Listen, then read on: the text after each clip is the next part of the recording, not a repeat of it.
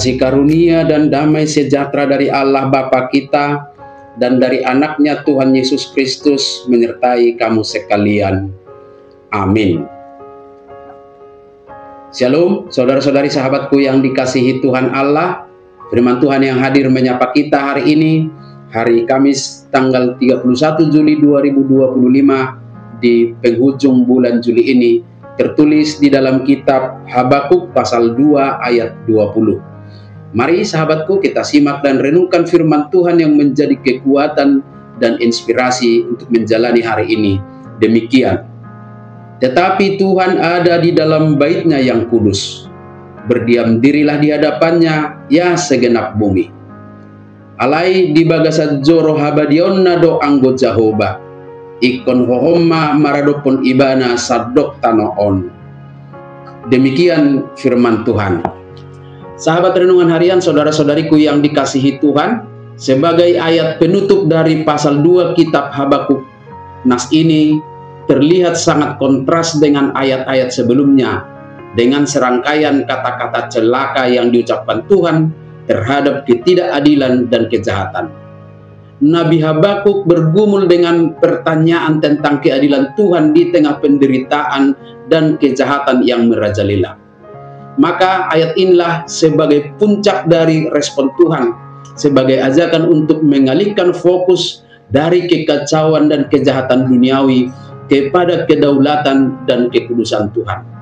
Terlepas dari semua ketidakadilan dan kekacauan hidup yang disaksikan Habakuk, Tuhan tetaplah berdaulat di tahtanya yang kudus, dan segala sesuatu harus berdiam diri serta tunduk di hadapannya. Sahabatku semua, kejahatan dan ketidakadilan tentunya masih terus berlangsung sampai hari ini. Kita dapat menyaksikannya dan mungkin saja mengalaminya. Tetapi tentunya ini bukanlah tanda-tanda kealpaan Tuhan dalam kehidupan kita. Sebaliknya, di sana Tuhan tetap berdaulat. Meskipun dunia dipenuhi kekacauan karena kejahatan manusia, Tuhan tidak pernah kehilangan kendali. Dia tetap berada di atas tahtanya, memegang kendali atas segala sesuatu, baik yang terlihat maupun yang tidak dapat kita lihat. Kita harus percaya bahwa di sana Tuhan hadir dan mengamati. Keberadaannya di bait-Nya yang kudus juga menyeratkan bahwa Dia hadir dan mengamati segala sesuatu yang terjadi di muka bumi ini. Dia tidak buta terhadap ketidakadilan dan tidak tuli terhadap jeritan orang-orang tertindas. Tetapi kita percaya di sana Tuhan sedang merancang sesuatu karya ilahi yang lebih besar. Dia sedang bekerja merencanakan untuk melakukan sesuatu sesuai dengan waktu dan caranya yang sempurna. Maka kita diajak untuk berdiam diri.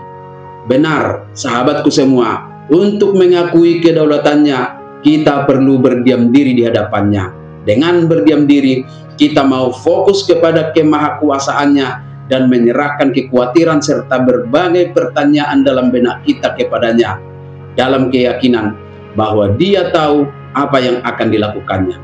Dia akan bertindak. Kita perlu berdiam diri untuk mendengarkan suaranya, supaya dalam kegelisahan jiwa dan kebisingan suasana hidup kita saat ini, suara Tuhan terdengar dengan nyaring. Dengan demikianlah kita membuka hati kita menerima Roh Kudus untuk berbicara dan memberikan pengertian kepada kita. Maka nantikanlah tindakannya yang akan mengubah kehidupan, dan sambil menantikannya, fokuslah kepada Tuhan, supaya dengan demikian kita beroleh hikmat dalam memahami keadaan dan tidak mau terhisap ke dalam kejahatan. Amin.